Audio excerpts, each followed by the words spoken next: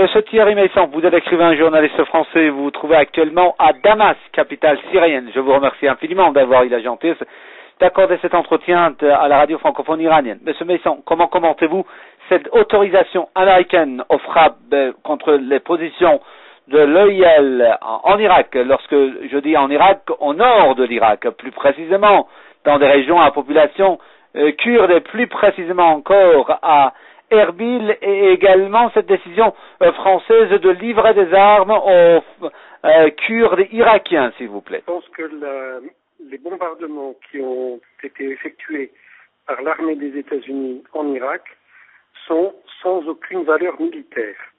Et ça n'est pas moi qui le dis, c'est précisément le porte-parole de l'armée de l'air des États-Unis, contredisant les déclarations officielles du ministre de la Défense, M. Hagel, qui, lui, parlait d'une offensive importante, etc. Pourquoi? Parce que les États-Unis sont les donneurs d'ordre de l'Émirat islamique. Et ceci est désormais prouvé d'une manière certaine, puisque nous avons des photographies montrant le prétendu calife des croyants d'Irak, là, M. al-Baghdadi,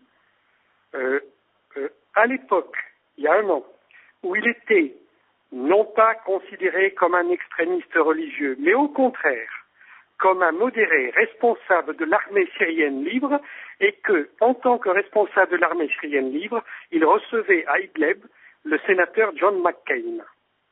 Donc, il est très facile de vérifier que ceci est depuis le début une manipulation des États-Unis et que l'armée syrienne, maintenant on dit l'Émirat islamique, qui procède à des exactions sur les civils en Irak, le fait à la demande du gouvernement des États-Unis pour provoquer des déplacements de population, un nettoyage ethnique, la division du pays en 3 pays différents, dont un à majorité sunnite, maintenant peut-être même exclusivement sunnite, sera confié à cet Émirat islamique. Et là également, il y a apparemment une convergence de vue totale entre Paris et Washington. Depuis le début, dans cette affaire du Proche-Orient, qu'il s'agisse de l'Irak, de la Syrie, du Liban, de la Palestine, il y a une convergence de vue complète entre Washington et Paris, et ceci s'est fait progressivement au cours des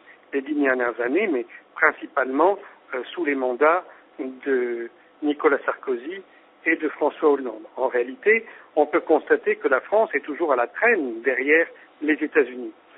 Dans cette opération irakienne, la France était chargée de traiter le Kurdistan irakien, parce qu'il y a des liens anciens entre la famille Barzani et, d'une part, l'État d'Israël, d'autre part, la France. Donc, comme il était difficile de mettre en avant Israël, c'est la France qui a été chargée de traiter les Barzani. S'agissant de ces frappes, également de ces prises de position, peut-on dire, M. Meyssan, que là, ils ont envoyé ce message à ce groupe terroriste en lui disant que voilà, vous êtes libre de faire tout ce que vous souhaitez en Irak et en Syrie, dans des régions à population sunnite en Irak et également en Syrie, mais pas question de toucher aux intérêts américains, au pétrole du Kurdistan irakien et également à l'allié américain qu'est le Kurdistan irakien. Oui, mais en fait, bon, ces troupes sont difficiles à tenir parce que d'abord, ce sont des gens qui viennent du monde entier, qui ne parlent pas la même langue entre eux, etc. Bon. Et d'autre part, il y a l'ivresse de la victoire.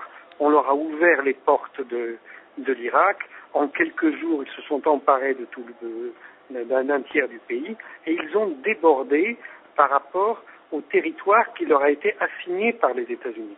Donc maintenant, on leur demande d'être gentils et de revenir dans le territoire qu'on leur a donné, ce qui va être fait en quelques jours. Il y a effectivement des combats entre les Kurdes et l'Émirat islamique. Mais je ne pense pas que ces combats puissent être interprétés comme une opposition entre le gouvernement de M. Barzani dans le Kurdistan irakien et le IL. La meilleure preuve, c'est qu'en réalité, s'il y a des combats entre les Peshmerga de M. Barzani et le IL, il y a surtout des combats entre le PKK et le IL, c'est-à-dire les forces qui ne dépendent pas